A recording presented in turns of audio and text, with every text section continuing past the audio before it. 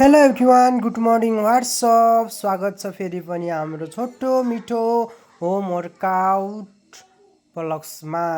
आज हामी ब्याक र बाइसेप ट्रेन गर्नेछौँ। सबैभन्दा पहिले हामी चाहिँ 10 मिनट जति वार्मअप गर्छौँ। वार्मअप गरिसकेपछि अब हामी सबैभन्दा पहिले ब्याकको पहिलो भेरिएसन सुपरम्यान होल्ड वर्कआउट गर्छौँ, जसमा हामीले 3 सेट 12 to 15 रेपिटेसन हान्छौँ। जसका केही फाइदाहरू: लोअर ब्याक स्ट्रङ बनाउँछ, पोस्चर सुधार गर्छ, कोर स्ट्रेन्थ बढाउँछ, ब्यालेन्स र स्टेबिलिटी सुधार गर्छ। को पहिलो भेरिएसन सकिसकेपछि अब हामी सेकेन्ड भेरिएसनमा जान्छौँ, रिभर्स स्नो एङ्गल्स, जसमा हामीले 3 सेट 12 to 15 रेपिटेसन हान्छौँ। जसका केही फाइदाहरू: अप्पर ब्याक स्ट्रङ बनाउँछ, पोस्चर सुधार गर्छ, ब्याक फ्याट घटाउन मद्दत गर्छ, इन्जुरी हुने सम्भावना धेरै कम हुन्छ। ब्याकको सेकेन्ड भेरिएसन सकिसकेपछि अब हामी थर्ड भेरिएसनमा जान्छौँ, ब्याक प्याक बेन्ट ओभर र, जसमा हामीले 3 सेट 12 to 15 रेपिटेसन हान्छौँ। जसका केही फाइदाहरू: ब्याक मसल बिल्ड गर्छ, स्ट्रेन्थ बढाउँछ, पोस्चर सुधार गर्छ, बाइसेप पनि इन्गेज हुन्छ। ब्याकको थर्ड भेरिएसन पनि कम्प्लिट गरिसकेपछि अब हामी फोर्थ भेरिएसनमा जान्छौँ, सुपरम्यान पुल, जसमा हामीले 3 सेट 12 to 15 रेपिटेसन हान्छौँ।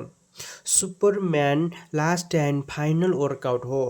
जसका केही फाइदाहरू: फुल ब्याक स्ट्रङ बनाउँछ, मसल कन्ट्रोल इम्प्रुभ गर्छ, ब्याक सेप इम्प्रुभ गर्छ, कोर पनि इन्गेज हुन्छ। ब्याकको पुरा भेरिएसन सकिसकेपछि अब हामी बाइसेपमा जान्छौँ, डम्बल बाइसेप कर्ल, जसमा हामीले 3 सेट 12 to 15 रेपिटेसन हान्छौँ। डम्बल बाइसेपका केही फाइदाहरू: बाइसेप साइज बढाउँछ, आर्म स्ट्रेन्थ बढाउँछ, फोरआर्म पनि स्ट्रङ हुन्छ, मसल कन्ट्रोल इम्प्रुभ गर्छ। डम्बल बाइसेप कर्ल सकिसकेपछि अब हामी सेकेन्ड भेरिएसनमा जान्छौँ, डम्बल बाइसेप ह्यामर कर्ल, जसमा हामीले 3 सेट 12 to 15 रेपिटेसन हान्छौँ। डम्बल्स बाइसेप ह्यामर कर्लका केही फाइदाहरू: बाइसेप र फोरआर्म्स स्ट्रङ बनाउँछ, आर्म थिकनेस बढाउँछ, ग्रिप स्ट्रेन्थ इम्प्रुभ गर्छ।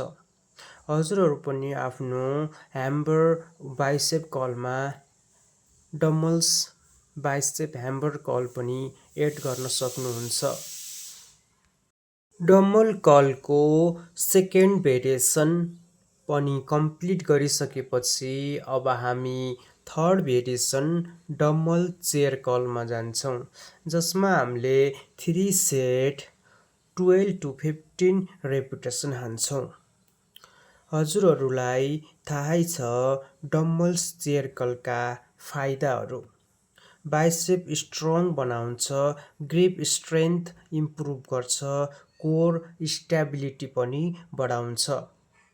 बाइसेपका थर्ड भेरिएसन पनि कम्प्लिट गरिसकेपछि अब हामी लास्ट एन्ड फाइनल वर्कआउटमा जान्छौँ, कन्सन्ट्रेसन कर्ल, जसमा हामीले 3 सेट 12 to 15 रेपिटेसन हान्छौँ। कन्सन्ट्रेसन कर्ल हामी चेयरमा बसेर गर्छौँ। जसका केही फाइदाहरू: बाइसेप पिक बनाउँछ, मसल कन्ट्रोल इम्प्रुभ गर्छ, स्ट्रेन्थ बढाउँछ, ब्यालेन्स ग्रोथ गर्छ। यति गर्दै आजको वर्कआउट यही खतम हुन्छ साथीहरू।